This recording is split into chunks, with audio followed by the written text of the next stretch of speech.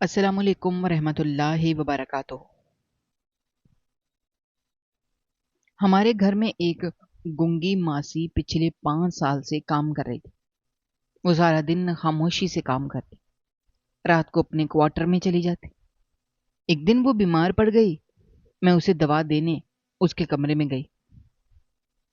اس کے تکیے کے نیچے سے ایک لال رنگ کی ڈائری جھانک رہی تھی۔ میں نے اسے کھولا تو اس کا آخری صفحہ پڑھتے ہی میرے جسم میں سنسنی دوڑ گئی، کیونکہ وہ ماسی بالکل گونگی نہیں تھی، اور اس نے لکھا تھا کہ آج رات وہ میرے شوہر کو، میری شادی کو گزرے کئی سال ہو چکے تھے۔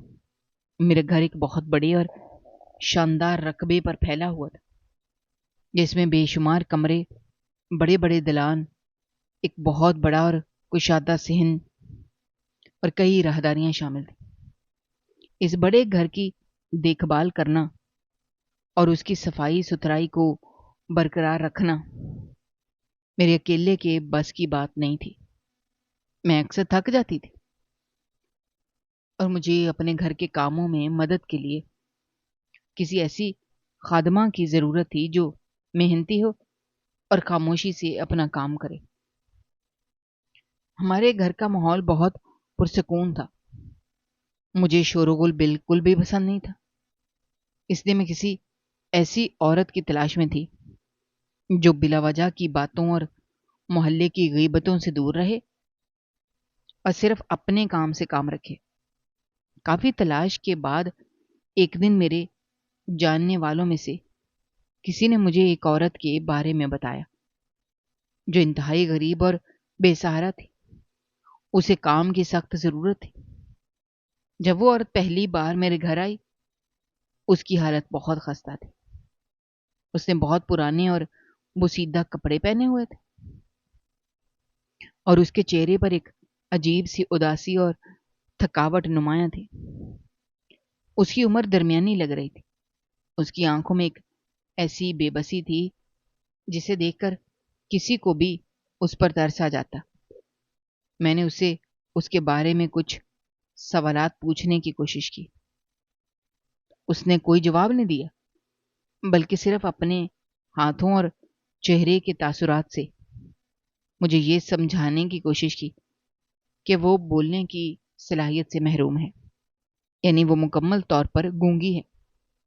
یہ جان کر میرے دل میں اس کے لیے ہمدردی کا جذبہ پیدا ہوا کہ یہ بیچاری عورت بول بھی نہیں سکتی، اور اس ظالم دنیا میں اکیلی کس طرح اپنا گزارا کر رہی ہوگی۔ میں نے بغیر کسی مزید پوچھ گچھ کے اسے اپنے گھر میں کام کے لیے رکھ لیا، اور اسے رہنے کے لیے اپنے گھر کے بالکل پچھلے حصے میں موجود ایک چھوٹا سا کمرہ دے دیا، جسے ملازمین کے لیے استعمال کرتے تھے۔ اس دن کے بعد سے وہ گونگی ماسی ہمارے گھر کا اہم حصہ بن گئی۔ اس کا روز مرہ کا معمول انتہائی کٹھن اور مشقت سے بھرا ہوتا تھا، مگر میں نے ان 5 سالوں میں کبھی ایک بار بھی اس کے ماتھے پر شکن یا اس کے چہرے پر کوئی شکایت نہیں دیکھی تھی۔ وہ صبح سورج نکلنے سے بھی پہلے اٹھ جاتی تھی، اور اس کے دن کا آغاز گھر کے اس بڑے صحن کی صفائی سے ہوتا تھا۔ وہ ایک لمبا جھاڑو لے کر پورے صحن کو صاف کرتی، پھر اسے پانی سے دھوتی تھی۔ اس کے بعد وہ گھر کے اندرونی حصوں کی طرف آتی اور ایک ایک کمرے میں جا کر انتہائی باریک بینی اور محنت کے ساتھ صفائی کرتی۔ وہ فرش کو چمکاتی، لکڑی کے سامان اور کرسیوں میزوں سے مٹی صاف کرتی، اور کھڑکیوں کے شیشوں کو اس طرح صاف کرتی کہ ان پر کوئی داغ یا دھبا باقی نہ رہتا۔ اس کی صفائی میں ایک خاص قسم کا سلیقہ اور نفاست تھی جو میں نے اس سے پہلے کسی خادمہ میں نہیں دیکھی تھی۔ گھر کی صفائی کے بعد وہ باورچی خانے کا رخ کرتی، وہاں کے تمام گندے برتنوں کو دھوتی، چولہے کو صاف کرتی، دوپہر کے کھانے کی تیاری میں میری مدد کرتی۔ وہ میرے ہاتھ کے اشاروں کو بہت جلدی اور آسانی سے سمجھ لیتی، مجھے اسے کوئی بھی کام 2 بار سمجھانے کی ضرورت نہیں پڑتی تھی۔ وہ بس ایک بار میری طرف دیکھتی اور سر ہلا کر اپنے کام میں لگ جاتی۔ سبزی کاٹنا ہو، آٹا گوندنا ہو یا سالن کے لیے مسالے تیار کرنا ہو، وہ ہر کام انتہائی مہارت اور تیزی سے کرتی تھی۔ اس کے ہاتھوں میں ایک عجیب سا ذائقہ تھا۔ وہ جو بھی کھانا پکانے میں میری مدد کرتی، وہ بہت لذیذ ہوتا تھا۔ کپڑے دھونے کے دن وہ سین میں بیٹھ کر گھنٹوں کپڑے دھوتی، انہیں نچوڑ کر دھوپ میں رسیوں پر پھیلاتی، سوکھنے کے بعد انہیں انتہائی سلیقے سے تہہ کر کے الماریوں میں رکھتی تھی۔ موسم چاہے کتنا ہی سخت کیوں نہ ہو، اس کے کام میں کبھی کوئی کمی نہیں آتی تھی۔ گرمیوں کی ان دوپہروں میں جب سورج آگ برسا ہو رہا تھا اور ہم سب ٹھنڈے کمروں میں آرام کر رہے ہوتے، وہ سین میں فرش دھو رہی ہوتی یا گرم چولہے کے پاس کھڑی روٹیاں پکا رہی ہوتی، اور سردیوں کی ٹھٹرتی ہوئی صبحوں میں جب پانی برف جیسا ٹھنڈا ہوتا، وہ بغیر کسی شکایت کے اپنے ہاتھوں سے ٹھنڈے پانی میں کپڑے اور برتن دھوتی رہتی تھی۔ برسات کے موسم میں جب ہر طرف کیچڑ اور پانی ہوتا، وہ بار بار فرش صاف کرتی تاکہ گھر میں کوئی گندگی نہ آئے۔ اس کی خاموشی کی وجہ سے پورے گھر میں ایک عجیب سا سکون اور اطمینان رہتا تھا۔ وہ سارا دن بغیر تھکے مسلسل کام کرتی رہتی، مگر اس کے کام کرنے سے گھر کے پرسکون ماحول میں کوئی خلل پیدا نہیں ہوتا تھا۔ وہ چلتے ہوئے بھی اپنے قدموں کی آواز کو دبا کر رکھتی تھی، چیزوں کو اٹھاتے یا رکھتے وقت اس بات کا خاص خیال رکھتی کہ کسی قسم کا کوئی شور پیدا نہ ہو۔ اس کی اس عادت کی وجہ سے مجھے اور میرے شوہر کو کبھی اس کی موجودگی کا احساس تک نہیں ہوتا تھا۔ میرا شوہر بھی، جو کہ زیادہ تر اپنے کام اور کاروبار میں مصروف رہتا تھا، اسے بھی گھر میں سکون اور خاموشی پسند ہے، اور وہ بھی اس عورت کے کام اور اس کی خاموشی سے بہت مطمئن تھا۔ وہ اکثر مجھ سے کہتا تھا کہ ہم نے اس عورت کو کام پر رکھ کر بہت اچھا فیصلہ کیا ہے، کیونکہ یہ ان عام خادماؤں کی طرح نہیں ہے جو کام کم کرتی ہیں اور باتیں زیادہ کرتی ہیں۔ یہ تو بس ایک سائے کی طرح آتی ہے، اپنا کام کرتی ہے اور چلی جاتی۔ دن بھر کی سخت اور جان لیوا مشقت کے بعد جب شام ڈھلنے لگتی اور رات کا اندھیرا پورے گھر میں پھیلنا شروع ہو جاتا، تو وہ ماسی خاموشی سے اپنے کام سمیٹتی، باورچی خانے کو آخری بار صاف کرتی اور پھر سر جھکائے انتہائی خاموشی کے ساتھ گھر کے اس پچھلے حصے کی طرف چلی جاتی جہاں اس کا وہ چھوٹا سا کمرہ واقع تھا۔ وہ اپنے کمرے میں جانے کے بعد کبھی باہر نہیں نکلتی تھی، نہ ہی کبھی رات کے وقت اس کے کمرے سے کوئی روشنی یا کسی قسم کی کوئی آواز باہر آتی تھی۔ وہ اپنی چھوٹی سی دنیا میں مگن رہتی تھی، اور میں اکثر سوچتی تھی کہ وہ اس اکیلے پن اور اس خاموشی میں کس طرح اپنا وقت گزار دیتی ہے۔ مگر میں نے کبھی اس کے نجی معاملات میں دخل اندازی کرنا مناسب نہیں سمجھا، کیونکہ وہ ایک انتہائی شریف اور باحیا عورت لگتی تھی، جس کا مقصد صرف اور صرف حلال روزی کمانا اور اپنی زندگی گزارنا تھا۔ ان 5 سالوں کے طویل عرصے میں اس نے کبھی مجھ سے اپنی تنخواہ بڑھانے کا مطالبہ نہیں کیا، نہیں کبھی کسی تہوار یا چھٹی پر اپنے گاؤں یا کسی رشتہ دار کے پاس جانے کی کوئی ضد کی۔ وہ بس مسلسل بغیر رکے، بغیر کسی شکایت کے اپنے کام میں لگی رہتی تھی۔ بعض اوقات مجھے اس پر بہت زیادہ ترس آتا کہ اس کی زندگی میں کوئی خوشی نہیں، کوئی رنگ اور کوئی اپنا نہیں۔ وہ بس اس گھر کی 4 دیواری میں قید ہو کر رہ گئی ہے اور اس کا سارا وقت صرف دوسروں کی خدمت کرنے میں گزر رہا ہے۔ میں اکثر کئی بار کوشش کی کہ میں اسے اچھے کپڑے یا کچھ پیسے اپنی طرف سے انعام کے طور پر دوں، مگر وہ ہمیشہ انتہائی عاجزی کے ساتھ سر جھکا کر میرے تحفے کو قبول کرتی، پھر خاموشی سے اپنے کام میں مصروف ہو جاتی۔ اس کی اس خاموشی اور اس کی اس بے غرض خدمت نے میرے دل میں اس کے لیے ایک بہت بڑا مقام اور عزت پیدا کر دی تھی۔ میں اسے صرف ایک خادمہ نہیں بلکہ اپنے گھر کا ایک اہم اور قابل احترام فرد سمجھنے لگی تھی۔ اسے کبھی گھر کی صفائی کے دوران فرش پر کوئی پیسے یا میری کوئی قیمتی چیز پڑی مل جاتی، وہ فوراً اسے اٹھا کر میرے پاس لے آتی، میرے ہاتھ پر رکھ دیتی۔ اس نے کبھی میری کسی چیز کو بری نظر سے نہیں دیکھا تھا، نہیں کبھی اس کی کردار یا اس کی نیت پر مجھے کوئی شک گزرا تھا۔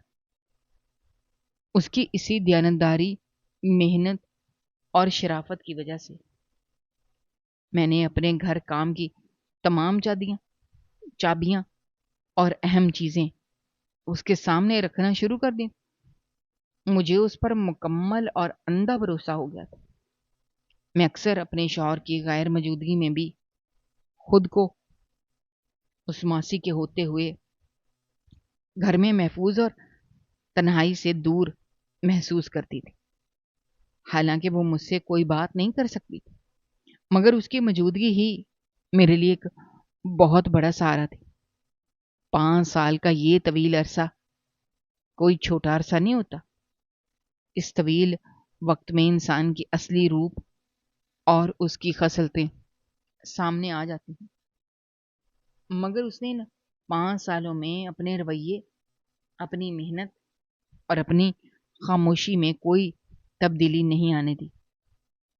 وہ پہلے دن سے لے کر آج تک بالکل ویسی ہی تھی جیسی وہ میرے گھر میں آئی تھی۔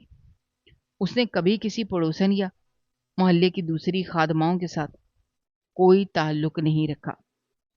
وہ کس سے ملنے نہیں جاتی تھی، نہ ہی کوئی اس سے ملنے ہمارے گھر آتا تھا۔ وہ ایک انتہائی پرسرار مگر بہت ہی معصوم اور سیدھی سادی عورت لگتی تھی، جس کا اس دنیا میں کوئی ٹھکانہ نہیں تھا، اور ہم نے اسے جو چھت فراہم کی تھی وہ اسی کو اپنی کل کائنات سمجھ کر اس کی حفاظت اور اس کی صفائی میں اپنی زندگی گزار رہی تھی۔ ہمارے گھر میں آنے والے رشتہ دار اکثر اور جاننے والے بھی اس کی صفائی ستھرائی اور اس کی خاموش مزاج کو دیکھ کر بہت حیران ہوتے تھے اور مجھ سے پوچھتے تھے کہ مجھے اتنی اچھی اور محنتی خادمہ کہاں سے مل گئی۔ میں ہمیشہ مسکرا کر انہیں بتاتی کہ یہ عورت ہمارے لیے کسی نعمت سے کم نہیں ہے۔ اس کی وجہ سے میرا آدھا درد سر ختم ہو گیا ہے اور میں اپنے گھر کے کاموں سے مکمل طور پر بے فکر ہو گئی ہوں۔ اس کا وہ چھوٹا سا کمرہ جو گھر کے پچھلے حصے میں تھا وہ بھی ہمیشہ صاف ستھرا رہتا تھا، حالانکہ وہ کمرہ بہت پرانا تھا۔ اس کی دیواریں کچی تھیں، مگر اس نے اسے بھی انتہائی سلیقے سے رکھا ہوا تھا۔ وہاں صرف ایک پرانی چارپائی اور اس کا ایک چھوٹا سا صندوق تھا جس میں وہ اپنا تھوڑا بہت سامان رکھتی تھی۔ وہ سردیوں کی لمبی راتوں میں بھی اس کمرے میں بغیر گرمائش کے کسی خاص انتظام یا گرم بستر کے گزارا کر لیتی تھی۔ میں نے کبھی اسے کسی سے کچھ مانگتے یا اپنے حالات کا رونا روتے نہیں دیکھا۔ وہ ہمیشہ اپنے کام میں لگی رہتی۔ اس کی خاموشی ہمیں ایک عجیب سا سکون دیتی تھی۔ ہم سب اس کی اس مستقل مزاجی کو دیکھ کر دنگ رہ جاتے تھے کہ کیسے ایک انسان اتنے لمبے عرصے تک اپنی زبان سے ایک لفظ ادا کیے بغیر، اپنے چہرے پر کوئی تھکاوٹ لائے بغیر اس قدر بھاری اور کٹھن کام سر انجام دے سکتا ہے۔ وہ سارا دن انتہائی محنت اور لگن کے ساتھ بغیر کوئی آواز نکالے گھر کے تمام کام کاج اور صفائی کرتی رہتی تھی، اور جیسے ہی رات کا اندھیرا چھانے لگتا وہ خاموشی سے گھر کے پچھلے حصے میں بنے ہوئے اپنے چھوٹے سے کوارٹر میں چلی جاتی تھی۔ کبھی کسی سے کوئی غیر ضروری بات چیت یا اشارہ تک نہیں کرتی تھی۔ ہم سب اس کی شرافت اور محنت سے بہت متاثر تھے۔ دنوں اور ہفتوں اور مہینوں کا پہیہ اپنی مخصوص اور خاموش رفتار سے گھومتا رہا، اور وہ ماسی اسی پرانی روٹین اور اسی خاموشی کے ساتھ ہمارے گھر کے سارے کام کاج سنبھالتی رہی۔ اس کی وہ خاموشی اور لگن ہماری زندگیوں کا ایک ایسا لازمی حصہ بن چکی تھی کہ ہمیں کبھی اس کی غیر موجودگی کا خیال تک نہیں آیا تھا۔ 5 سال کا یہ طویل عرصہ جس میں گرمیوں کی چلچلاتی دوپہریں، سردیوں کی ٹھٹرتی ہوئی صبحیں اور برسات کے حبس زدہ دن شامل تھے، وہ ہمیشہ ایک مشین کی طرح بغیر رکے بغیر تھکے کام کرتی رہی۔ اس نے ان 5 سالوں میں کبھی ایک دن بھی چھٹی نہیں کی، نہ کبھی بیماری کا کوئی بہانہ بنایا تھا۔ اس کی یہ پابندی اور استقامت ہمارے لیے حیرت کی بات تھی، مگر ہم اس کے اس قدر عادی ہو چکے تھے، ہم نے کبھی اس بات پر غور ہی نہیں کیا کہ وہ بھی ایک عام انسان ہے۔ اس کا جسم بھی کبھی تھک سکتا ہے، اسے بھی کسی بیماری یا کمزوری کا سامنا کرنا پڑ سکتا ہے۔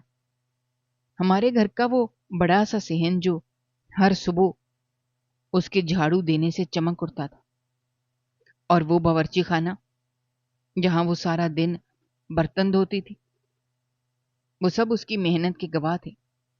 ایک دن جب صبح کا سورج طلوع ہوا اور اس کی اجلی روشنیاں ہمارے گھر کے اس بڑے اور کشادہ صحن میں پھیلنا شروع ہوئیں، مجھے ایک عجیب سی تبدیلی کا احساس ہوا۔ روزانہ صبح جب میں اٹھتی تھی اور مجھے سب سے پہلے صحن میں جھاڑو لگنے کی وہ مخصوص اور مانوس سی آواز سنائی دیتی جو اس ماسی کے کام شروع کرنے کی نشانی ہوتی تھی، اس کے بعد باورچی خانے میں برتنوں کی کھنک کی ہلکی ہلکی آوازیں آتی تھیں جو مجھے بتاتی تھیں کہ دن کا آغاز ہو چکا ہے اور وہ اپنے کام میں مگن ہو چکی ہے۔ مگر آج صبح کا وقت بالکل خاموش اور سنسان تھا۔ صحن میں کہیں سے بھی کوئی آواز نہیں آ رہی تھی، پورے گھر میں ایک عجیب سا موت کا سا سناٹا تھا۔ میں نے سوچا شاید آج وہ تھوڑی دیر سے اٹھی ہوگی، شاید وہ گھر کے پچھلے حصے میں کوئی اور کام کر رہی ہوگی۔ میں نے اپنے معمول کے مطابق بستر چھوڑا، اپنے کمرے سے باہر نکل کر مرکزی حصے کی طرف آئی۔ میں نے دیکھا کہ گھر کا ہر حصہ بالکل ویسے ہی پڑا ہے جیسے رات کو چھوڑا گیا تھا۔ کرسیوں پر مٹی تھی، فرش پر کوئی صفائی نہیں ہوئی تھی، باورچی خانے میں کوئی چہل پہل نہیں تھی۔ میرا شوہر بھی اپنے دفتر جانے کے لیے تیار ہو رہا تھا، اسے بھی اس خاموشی پر حیرت ہو رہی تھی۔ ہم دونوں نے ناشتہ کیا جو میں نے خود جلدی میں تیار کیا، اور وہ اپنے دفتر چلا گیا، مگر وہ ماسی ابھی تک اپنے کام پر نہیں آئی تھی۔ وقت گزرتا جا رہا تھا، سورج آسمان پر کافی اوپر آ چکا تھا، گھر کے کاموں کا بوجھ بڑھنا شروع ہو گیا تھا۔ مجھے سمجھ نہیں آ رہا تھا آخر آج اسے کیا ہو گیا ہے، وہ عورت جس نے 5 سال میں ایک دن بھی چھٹی نہیں کی، وہ جو ہمیشہ سورج نکلنے سے پہلے اپنا کام شروع کر دیتی تھی، آج اتنی دیر سے اپنے کمرے سے باہر کیوں نہیں آئی؟ میرے دل میں کئی طرح کے خیالات اور وسوسے پیدا ہونے لگے۔ میں نے سوچا شاید وہ کسی بات پر ناراض ہے، شاید اسے کوئی مجبوری پیش آ گئی ہے۔ میں نے کچھ دیر مزید انتظار کرنے کا فیصلہ کیا اور خود ہی باورچی خانے کے کچھ چھوٹے موٹے کام سمیٹنے لگی۔ میں نے ناشتے کے برتن دھوئے، انہیں اپنی جگہ پر رکھا، دوپہر کے کھانے کے لیے کچھ سبزیاں کاٹ کر رکھ دیں. میں نے فرش پر جھاڑو بھی پھیری، مگر میرا سارا دھیان اسی طرف تھا کہ وہ ماسی آخر کہاں ہے. اس کی غیر موجودگی مجھے بہت زیادہ کھٹک رہی تھی، کیونکہ میں اس پر بہت زیادہ انحصار کرنے لگی تھی. میں بار بار کھڑکی سے صحن کی طرف دیکھتی کہ شاید وہ ابھی آ جائے اور اپنے کام میں لگ جائے، مگر صحن بالکل خالی پڑا تھا. جب دوپہر کا وقت قریب آیا اور گھر کی خاموشی مزید گہری ہو گئی، مجھ سے مزید انتظار نہیں ہو سکا. میرے دل میں ایک اندیکھا سا خوف اور پریشانی پیدا ہونے لگی کہ کہیں اس بیچاری لوارث عورت کے ساتھ رات کے اندھیرے میں کوئی حادثہ تو پیش نہیں آ گیا، یا وہ کہیں وہ شدید بیمار تو نہیں پڑ گئی جس کی وجہ سے وہ اپنے بستر سے اٹھنے کے قابل نہ رہی ہو. وہ ایک گونگی عورت تھی جو اپنی تکلیف یا بیماری کے بارے میں کسی کو آواز دے کر بلا بھی نہیں سکتی تھی. یہ خیال آتے ہی میرے دل میں اس کے لیے شدید ہمدردی اور فکر کا ایک جذبہ ابھر آیا. میں نے فیصلہ کیا مجھے خود جا کر اس کی خیریت دریافت کرنی چاہیے، دیکھنا چاہیے آخر وہ اپنے کمرے سے باہر کیوں نہیں آئی اور اس کی یہ غیر معمولی غیر حاضری کس وجہ سے ہے. میں نے باورچی خانے میں جا کر ایک برتن میں پانی ڈالا، اسے چولہے پر گرم ہونے کے لیے رکھ دیا. الماری سے کچھ دیسی جڑی بوٹیاں اور پتی نکالی اور اسے کھولتے ہوئے پانی میں ڈال کر ایک گرم اور سکون بخش قہوہ تیار کیا. مجھے لگا شاید اسے سردی لگ گئی ہوگی یا بخار ہوگا، اس لیے یہ قہوہ اسے آرام دے گا اور اس کی تھکاوٹ دور کرے گا. میں نے قہوے کو چھان کر ایک بڑے پیالے میں نکالا اور گھر میں موجود ادویات کے ڈبے سے بخار اور جسم درد کی کچھ دوائیاں بھی نکالی. میں نے ان دوائیوں کو اور اس گرم قہوے کے پیالے کو ایک چھوٹی سی صاف ٹرے میں رکھ لیا اور انتہائی احتیاط کے ساتھ چلتی ہوئی گھر کے اس پچھلے حصے کی طرف بڑھنے لگی جہاں اس کا وہ چھوٹا سا اور کچا کوارٹر موجود تھا. میں گھر کی لمبی راہداریوں سے گزرتی رہی اور میرے قدموں کی آواز اس دوپہر کی خاموشی میں واضح طور پر سنائی دے رہی تھی. میں راستے میں اس کے بارے میں سوچ رہی تھی کہ وہ بیچاری کتنی تنہا ہے. اس کا اس دنیا میں ہمارے سوا کوئی نہیں ہے، اور اگر اسے کچھ ہو گیا وہ کس سے مدد مانگے گی. گھر کا پچھلا حصہ بہت سنسان اور پرسکون تھا. وہاں پرانے درختوں کے گھنے سائے تھے، دیواروں پر کچھ جنگلی بیلیں اگی ہوئی تھیں جو اس حصے کو مزید تاریک بنا رہی. میں چلتی ہوئی اس کے کوارٹر کے اس لکڑی کے پرانے اور خستہ حال دروازے کے سامنے آ کر رک گئی. دروازہ اندر سے بند نہیں تھا، بلکہ صرف اس کی کنڈی کو ساتھ لگایا گیا تھا. میں نے کچھ دیر وہاں کھڑے ہو کر اندر سے کسی قسم کی آواز سننے کی کوشش کی. میں نے سوچا شاید وہ اندر کوئی کام کر رہی ہوگی یا چل پھر رہی ہوگی، مگر اندر بالکل موت کا سا سناٹا طاری تھا. کوئی حرکت یا کسی کے چلنے پھرنے کی کوئی ہلکی سی بھی آہٹ نہیں آ رہی. میری پریشانی میں مزید اضافہ ہو گیا. میں نے اپنے ایک ہاتھ سے اس ٹرے کو مضبوطی سے پکڑا اور دوسرے ہاتھ سے اس پرانے لکڑی کے دروازے کو انتہائی نرمی اور آہستگی کے ساتھ اندر کی طرف دھکیلا. دروازہ ایک ہلکی سی چرچراہٹ کی آواز کے ساتھ کھل گیا. میں نے کوارٹر کے اندر قدم رکھا. اندر کا ماحول بہت ہی اداس اور گھٹن زدہ سا تھا. کمرے میں روشنی کا کوئی خاص انتظام نہیں تھا. چھوٹی سی کھڑکی سے آنے والی سورج کی کرنیں کمرے کی تاریکی کو پوری طرح دور نہیں کر پا رہی تھی. کمرہ بالکل ویسے ہی صاف ستھرا تھا جیسے وہ ہمیشہ اسے رکھتی تھی. فرش پر کوئی چیز بکھری ہوئی نہیں تھی. ایک طرف اس کا وہ पुराना लकड़ी का संदूक रखा हुआ था जिसमें उसकी सारी कायनात बंद थी। दूसरी तरफ कमरे के बिल्कुल कोने में उसकी वो पुरानी चारपाई बिछी हुई थी। मैंने अपनी नजरें उस चारपाई की तरफ घुमाई। देखा वो मासी उस पर लेटी हुई है।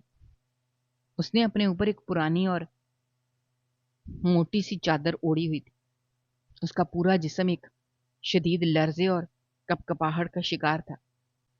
मुझे दरवाजे के पास खड़े होकर भी उसकी तेज और उखड़ती हुई सांसों की आवाज साफ सुनाई दे रही थी। वो बुखार की शिद्दत से इस कदर निढाल और बेबस हो चुकी थी कि उसके जिस्म में हिलने जुलने की भी कोई ताकत बाकी नहीं रही थी। मैं इंतहाई खामोशी और दबे कदमों के साथ चलती हुई उसकी चारपाई के बिल्कुल करीब जाकर खड़ी हो गई। मैंने वो दवाई और कहवे की ट्रे उसके बिस्तर के पास रखे हुए छोटे से लकड़ी के स्टूल पर रख दी और झुककर उसके चेहरे को देखा। उसका चेहरा जो हमेशा काम की मुशक्कत की वजह से सुर्ख और तमतमाया हुआ रहता था, आज बिल्कुल जर्द और पीला पड़ चुका था। उसके माथे पर पसीने के बारीक कतरे चमक रहे थे और उसके होंठ बुखार की तपश और खुश्की की वजह से बिल्कुल सफेद हो गए थे। वो बेचारी इस तकलीफ में भी किसी को पुकार नहीं सकती थी और अपनी तन्हाई में अकेली ही उस बीमारी से लड़ रही थी। मैंने अपना दायां हाथ आगे बढ़ाया, इंतहाई नरमी और हमदर्दी के साथ उसके माथे पर रखा। मुझे ऐसा लगा जैसे मैंने किसी दहकते हुए कोयले पर हाथ रख दिया। उसका पूरा जिस्म बुखार की वजह से आग की तरह तप रहा था। वो गनूदगी के आलम में हल्की हल्की सिसकियां ले रही थी। मैंने उसे जगाने या उससे कुछ पूछने के इरादे से उसके कंधे को थोड़ा सा हिलाया और उसका सर थोड़ा सा ऊपर उठाने की कोशिश की ताकि मैं उसे वो दवा और पानी पिला सकूं। मैं चाहती थी वो थोड़ा सा होश में आए और ये गर्म कहवा पी ले ताकि उसके जिस्म की वो कपकपाहट कुछ कम हो सके और उसे इस शदीद बुखार से थोड़ा सुकून मिल सके। मैंने उसे सहारा देकर सीधा करने की कोशिश की, मगर वो बुखार की शिद्दत से इतनी कमजोर हो चुकी थी, उसके जिस्म में बिल्कुल भी जान नहीं थी और वो बेसुध होकर दोबारा तकिए पर गिर गई। उसका सर तकिए पर पड़ा था, उसके बाल बिखरे हुए थे, उसका चेहरा बीमारी की वजह से मुरझा चुका था, उसकी सांसें बहुत तेज चल रही थी और वो एक इंतहाई तकलीफदेह कैफियत से गुजर रही थी। वो बुखार की शिद्दत से निढाल अपने बिस्तर पर लेटी हुई थी और उसकी आंखें बंद थी। मैंने जैसे ही उस बेहोश और बुखार में तपती हुई मासी का सर थोड़ा सा ऊपर उठाने की कोशिश की ताकि उसे दबा पिला सकूं, उसका सर तकिए से कदरे नीचे खिसक गया और उसी लम्हे मेरी नजर उस तकिए के बिल्कुल नीचे छुपी हुई एक पुरानी और सुर्ख रंग के किताबचे पर पड़ी जो थोड़ा सा बाहर की तरफ झांक रहा था। उस किताबचे को देखते ही मेरे दिल में इंतहाई शदीद और अजीब सा तजस्सुस पैदा हुआ, क्योंकि एक गूंगी और बज़ाहिर अनपढ़ नजर आने वाली खादमा के तकिए के नीचे ऐसे किताबचे का होना एक इंतहाई गैर मामूली और हैरान कुन बात थी। मैंने एक लम्हे के लिए उसके बुखार में तमतमाते हुए चेहरे की तरफ देखा। वो अब भी गहरी गनूदगी और बेहोशी के आलम में थी। उसकी आंखें बंद आंखों से जाहिर हो रहा था कि उसे अपने इर्द गिर्द के माहौल का बिल्कुल भी कोई होश नहीं है। मैंने अपने दिल की धड़कन को काबू में करते हुए इंतहाई खामोशी और एहतियात के साथ अपना हाथ तकिए के नीचे डाला और उस सुर्ख किताबचे को आहिस्तगी से बाहर निकाल लिया। उसका सर वक्त काफी पुराना और खस्ता हाल लग रहा था, जैसे उसे बहुत अरसे से इस्तेमाल किया जा रहा हो। मैंने उसके सफ़ात को उलटना शुरू किया तो अंदर مادری زبان میں انتہائی صاف اور خوبصورت لکھائی میں بہت کچھ لکھا ہوا تھا۔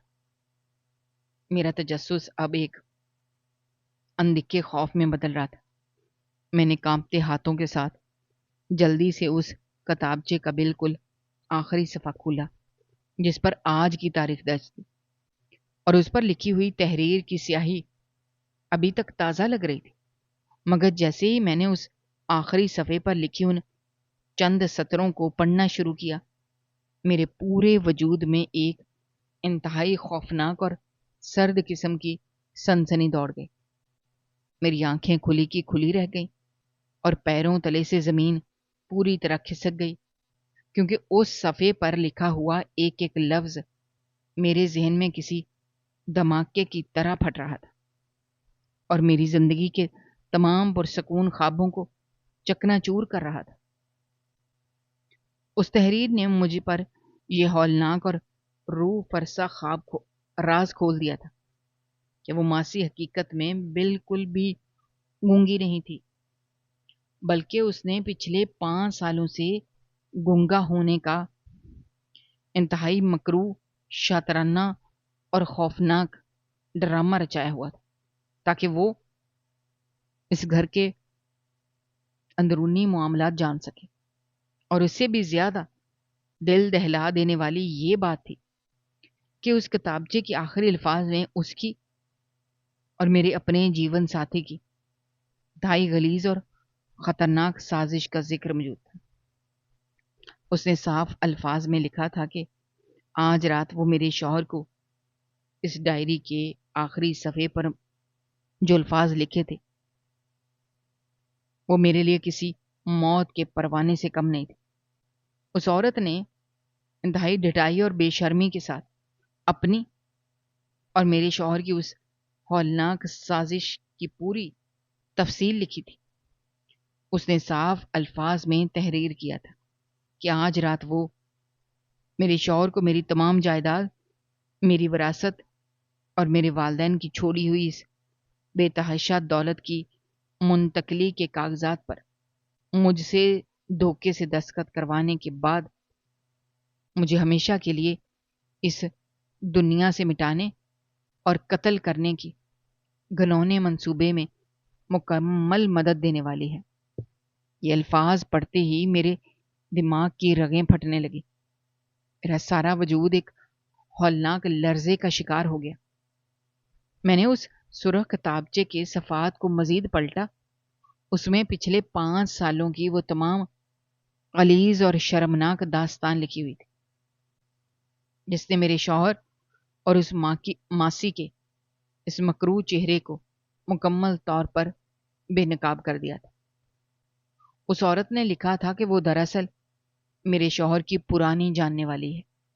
ان دونوں نے مل کر یہ سارا کھیل رچایا تھا تاکہ میری وہ بے تحاشا دولت اور جائیداد جو میرے والدین نے میرے نام چھوڑی تھی اسے ہتھیا سکے۔ میرے شوہر نے اسے غریب، بیسارا اور گونگی عورت کا روپ دے کر میرے گھر میں داخل کیا تھا تاکہ میں اس پر ترس کھا کر اسے پناہ دے دوں اور وہ گھر کے اندر رہ کر میری ہر حرکت اور ہر چیز پر نظر رکھ سکے۔ اس نے اپنے اس کتابچے میں بڑی ڈھٹائی کے ساتھ لکھا تھا کہ کس طرح وہ دونوں میری پیٹھ پیچھے میری بے وقوفی اور میری اس ہمدردی کا مذاق اڑاتے تھے جو میں اس ماسی کے لیے اپنے دل میں رکھتی تھی۔ اس نے لکھا تھا کہ جب میں دن کے وقت اپنے کمرے میں سو رہی ہوتی تھی یا گھر کے کسی اور کام میں مصروف ہوتی، وہ اور میرا شوہر اسی گھر کے کسی کونے میں چھپ کر ملتے تھے اور اپنے اس گھنونے منصوبے کی تیاریاں کرتے تھے۔ اس کی وہ خاموشی، اس کی وہ شرافت اور اس کی وہ انتھک محنت صرف اور صرف ایک دھوکہ تھا تاکہ میں اس پر اندھا اعتبار کر لوں، اور میں نے واقعی ایسا ہی کیا تھا۔ میں نے اسے اپنے گھر کی چابیاں تک دے دی تھی اور وہ میری ہر قیمتی چیز تک رسائی حاصل کر چکی تھی۔ اس نے آج کی تاریخ کے حوالے سے پوری تفصیل لکھی ہوئی تھی کہ آج رات میرے شوہر میرے پاس ایک نئے کاروباری معاہدے کے بہانے کچھ کاغذات لے کر آئے گا جن پر میری جائیداد کی منتقلی کی تحریر ہوگی، اور وہ مجھ سے دھوکے سے ان کاغذات پر دستخط کروا لے گا، اور اس کے بعد یہ عورت جو اس وقت بخار کا ایک جھوٹا ڈرامہ رچا کر اپنے بستر پر لیٹی ہوئی تھی تاکہ رات کے لیے اپنی طاقت بچا سکے، وہ رات کے پچھلے پہر میرے کمرے میں ایک خاص قسم کا زہر ملا ہوا دودھ لے کر آئے گی، جسے پیتے ہی میرے دل کی دھڑکن ہمیشہ کے لیے رک جائے گی اور دنیا کو یہی لگے گا میری موت دل کا دورہ پڑنے سے ہوئی ہے، اور اس کے بعد وہ دونوں میری ساری دولت اور شاندار گھر کے مالک بن کر ایک پرتعیش زندگی گزاریں گے۔ یہ ساری ہولناک سچائی جاننے کے بعد میرے اندر کی وہ ساری ہمدردی اور سارا ترس، وہ سارا دکھ جو میں اس عورت کے لیے محسوس کر رہی تھی، وہ ایک ہی لمحے میں شدید ترین نفرت، غصے اور انتقام کی ایک ایسے بھڑکتے طوفان میں بدل گیا جس نے میری عقل اور میری سوچنے سمجھنے کی صلاحیت کو ایک نئی اور ناقابل تسخیر طاقت عطا کر دی۔ میری آنکھوں سے بہنے والے آنسو اب خشک ہو چکے تھے، ان کی جگہ ایک ایسی سرد اور خطرناک چمک آ چکی تھی جو کسی بھی ظالم کو خاک میں ملانے کے لیے کافی تھی۔ میں نے اس سرخ کتابچے کو فوری اپنے کپڑوں کے اندر چھپا لیا اور اس عورت کی طرف دیکھا جو ابھی تک آنکھیں بند کیے اپنے بخار کے جھوٹے ڈرامے میں مگن تھی۔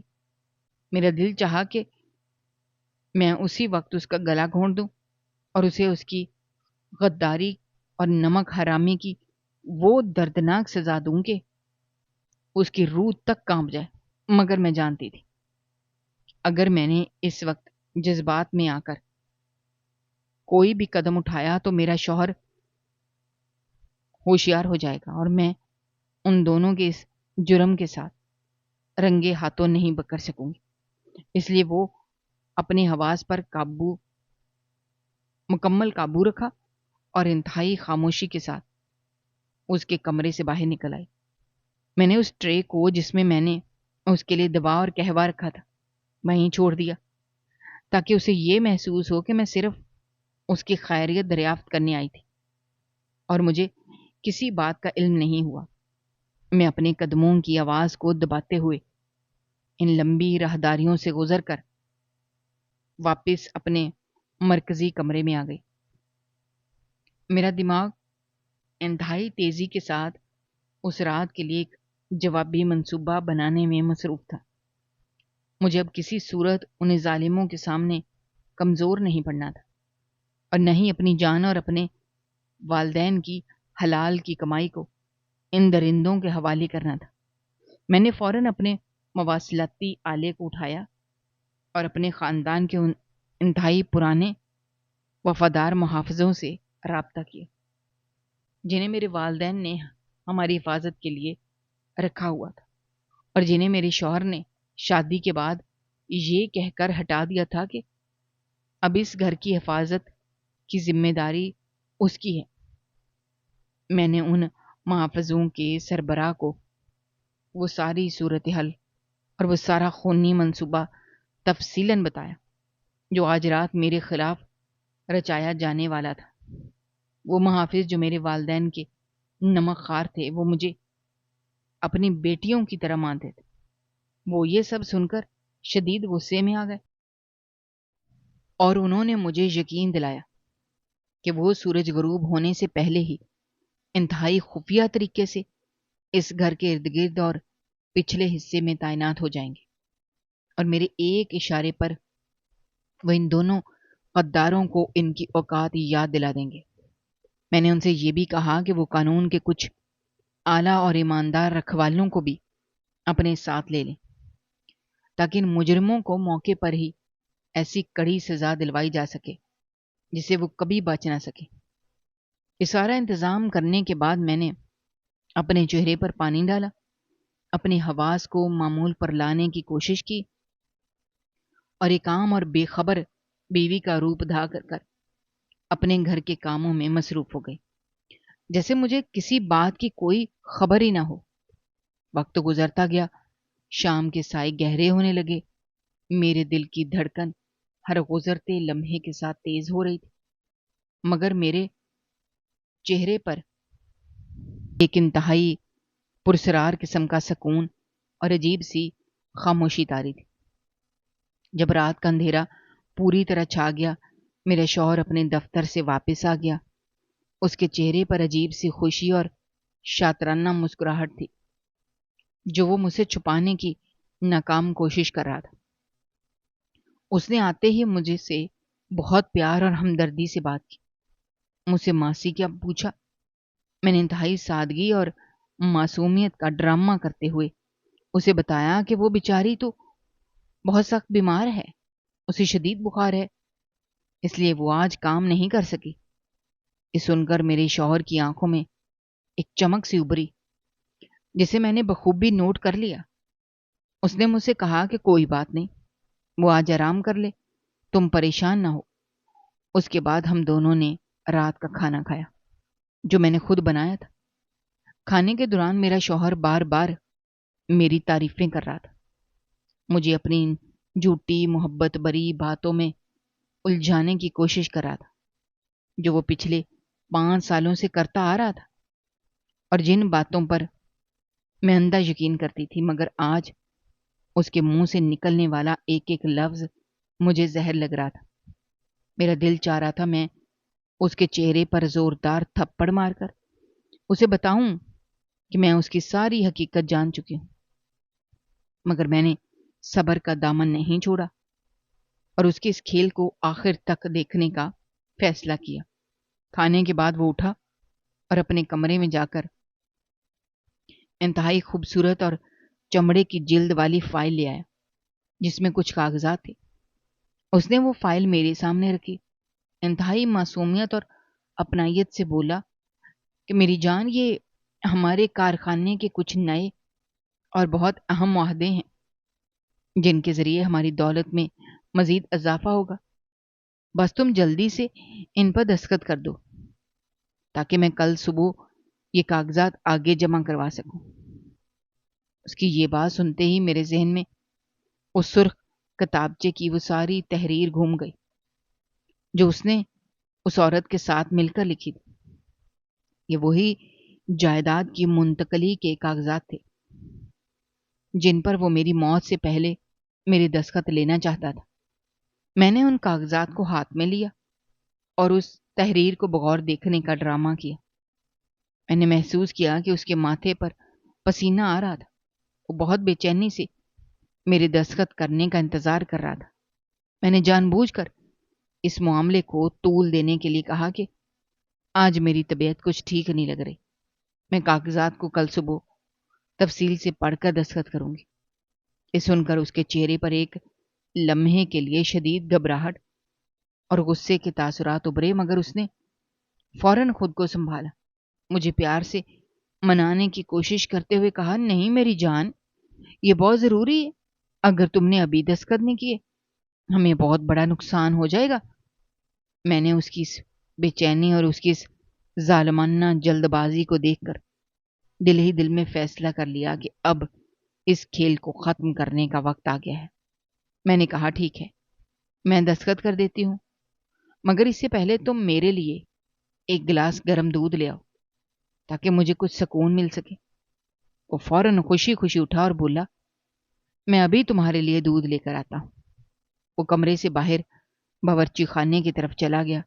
مجھے معلوم تھا کہ وہ باورچی خانے میں جائے گا اور وہ عورت جو بیماری کا ڈرامہ کر کے اپنے کمرے میں لیٹی ہوئی ہے، وہ وہاں پہنچ کر اس دودھ کے گلاس میں وہ جان لیوا زہر ملائے گی جو انہوں نے میری موت کے لیے تیار کر رکھا تھا۔ میں نے کمرے سے باہر جاتے ہی فوراً اپنے مواصلاتی آلے سے اپنے محافظوں کو پیغام بھیج دیا جو گھر کے ارد گرد چھپے ہوئے تھے، اب وہ گھر کے اندر داخل ہو جائیں اور میرے کمرے کے باہر آ کر میری آواز کا انتظار کریں۔ میں نے ان کاغذات کو ایک طرف رکھا، اپنا وہ سرخ کتابچہ نکال کر ہاتھ میں مضبوطی سے پکڑ لیا۔ کچھ ہی دیر بعد کمرے کا دروازہ کھلا اور میرا شوہر اپنے ہاتھ میں چاندی کی ٹرے میں گرم دودھ کا گلاس لیے اندر داخل ہوا۔ اس کے پیچھے پیچھے وہ ماسی بھی آ رہی تھی، جو بالکل بیمار یا نڈھال نہیں لگ رہی تھی، بلکہ اس کی آنکھوں میں ایک انتہائی خطرناک اور شفاف چمک تھی، اور اس کے چہرے پر عجیب سی شیطانی مسکراہٹ سجی ہوئی تھی۔ وہ دونوں میرے قریب آ کر کھڑے ہو گئے۔ میرے شوہر نے وہ دودھ کا گلاس میری طرف بڑھاتے ہوئے کہا، یہ لو میری جان، یہ دودھ پی لو، پھر ان کاغذات پر دستخط کر دو۔ میں نے اس گلاس کو ہاتھ میں لیا، اس کی طرف انتہائی سرد اور طنزیہ نظروں سے دیکھتے ہوئے کہا کہ کیا اس دودھ میں وہ زہر پوری طرح حل ہو گیا ہے جو تم دونوں نے میری موت کے لیے اس میں ملایا ہے، یا مجھے دستخط کرنے کے بعد مزید کچھ دیر اپنی موت کا انتظار کرنا پڑے گا؟ میری زبان سے یہ الفاظ سنتے ہی ان دونوں کے پیروں تلے جیسے زمین کھسک گئی۔ ان کے چہروں کا رنگ ایک دم سے سفید کاغذ کی طرح ہو گیا۔ ان کی آنکھیں حیرت اور خوف سے پھٹی کی پھٹی رہ گئیں۔ میرا شوہر ہڑبڑا کر پیچھے ہٹا اور ہکلاتے ہوئے بولا، یہ تم کیا کہہ رہی ہو؟ کیسا زہر؟ کون سی موت؟ تم شاید کسی غلط فہمی کا شکار ہو۔ میں نے انتہائی غصے اور نفرت کے ساتھ وہ سرخ کتابچہ ان کے منہ پر مارتے ہوئے پوری طاقت سے چلائی کہ اب مجھ سے یہ جھوٹ بولنا اور یہ منافقت بند کرو۔ میں تم دونوں کی غلیظ اور شرمناک سازش کے بارے میں سب کچھ جان چکی ہوں۔ مجھے معلوم ہو چکا ہے یہ عورت بالکل بھی گنگی نہیں ہے، اور یہ تم دونوں کا ایک مکروہ منصوبہ تھا تاکہ میری اس تمام وراثت اور جائیداد پر قبضہ کر سکو۔ تم نے میری ہمدردی، میرے سچے پیار کا جو سودا کیا، آج اس کا انجام دیکھنے کا وقت آ گیا ہے۔ میں نے وہ دودھ کا گلاس پوری طاقت سے زمین پر دے مارا، جس سے وہ شیشے کا گلاس چکنا چور ہو گیا۔ سارا دودھ فرش پر پھیل گیا۔ ماسی جو اب تک خاموش کھڑی تھی، اچانک اپنی وہ زبان کھولی جو اس نے پچھلے 5 سالوں سے بند رکھی ہوئی تھی۔ ایک انتہائی کرخت اور زہریلی آواز میں بولی، تم نے اگر یہ سب جان ہی لیا ہے تو اب ہم تمہیں زندہ نہیں چھوڑیں گے۔ ہم تمہیں اس وقت قتل کر کے تمہارے ان کاغذات پر تمہارے انگوٹھے کا نشان لے لیں گے۔ کسی کو اس بات کی خبر تک نہیں ہوگی۔ اس نے یہ کہہ کر اپنے کپڑوں کے اندر سے تیز دار خنجر نکالا اور میری طرف جھپٹنے کی کوشش کی، مگر اس سے پہلے کہ وہ مجھ پر پہنچ پاتی میں نے پوری طاقت سے آواز لگائی۔ اسی لمحے کمرے کا دروازہ زوردار دھماکے سے کھلا اور میرے وہ خاندانی اور انتہائی مضبوط محافظ اپنے جدید خطرناک ہتھیاروں کے ساتھ کمرے میں داخل ہو گئے۔ ان محافظوں کو دیکھتے ہی میرے شوہر اور اس عورت کی ساری بہادری اور ان کا سارا شیطانی منصوبہ ریت کی دیوار کی طرح زمین بوس ہو گیا۔ وہ دونوں خوف کے مارے کانپنے لگے۔ ان کے ہاتھوں سے وہ خنجر زمین پر گر پڑا۔ محافظوں نے آگے بڑھ کر ان دونوں کو انتہائی بے دردی کے ساتھ دبوچ لی۔ ان کے ہاتھوں کو پیچھے کر کے مضبوطی سے جکڑ لیا۔ محافظوں کے ساتھ قانون کے وہ وردی پوش رکھوالے بھی موجود تھے جنہیں میں نے بلایا تھا۔ انہوں نے فرش پر گرے ہوئے زہریلے دودھ کے نمونے لیے، سرخ کتابچے کو اپنے قبضے میں لے لیا، جو ان دونوں کے بھیانک جرم کا سب سے بڑا اور ٹھوس ثبوت تھا۔ میرے شوہر جو کچھ دیر پہلے میری موت کے خواب دیکھ رہا تھا، اب میرے قدموں میں گر کر گڑ گڑا رہا تھا، مجھ سے اپنی جان کی بھیک مانگ رہا تھا، روتے ہوئے کہہ رہا تھا، مجھے معاف کر دو، میں لالچ میں اندھا ہو گیا تھا، مجھ سے بہت بڑی غلطی ہو گئی، تم جو کہو گی میں وہ کروں گا، بس مجھے ان رکھوالوں کے حوالے مت کرو۔ مگر میرے دل میں اب اس غدار اور دھوکے باز انسان کے لیے کوئی رحم کا قطرہ بھی باقی نہیں تھا۔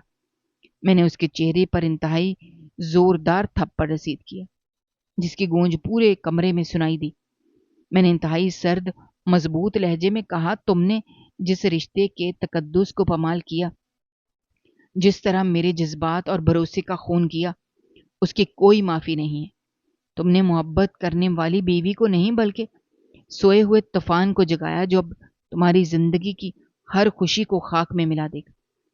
میں نے قانون کے رکھوالوں کو حکم دیا کہ ان دونوں کو میرے گھر سے باہر نکال کر اس غلیظ سازش اور قاتلانہ حملے کے جرم میں انہیں ایسی عبرتناک سزا دلوائیں کہ یہ اپنی باقی ماندہ زندگی قید خانے کی ان تاریک اور گھٹن زدہ کوٹھڑیوں میں سڑتے ہوئے گزاریں، اور انہیں ہر روز اپنی مکاری اور غداری کی موت سے بدتر پچھتاوا ہو۔ محافظوں نے ان دونوں کو گھسیٹتے ہوئے کمرے سے باہر نکالا، اور وہ عورت جو پچھلے 5 سالوں سے اس گھر میں معصوم اور گنگی خادمہ بن کر رہ رہی تھی، آج وہ چیختی چلاتی گالیاں دیتی اپنے کیے کی سزا بھگتنے کے لیے ذلت رسوائی کے ساتھ اس گھر سے نکالی جا رہی تھی۔ ان دونوں کے جانے کے بعد میرے اس بڑے اور شاندار گھر میں ایک بار پھر وہ گہرا پرسکون سناٹا طاری ہوگی، مگر اب اس سناٹے میں کوئی دھوکہ، کوئی فریب، کوئی سازش موجود نہیں تھی۔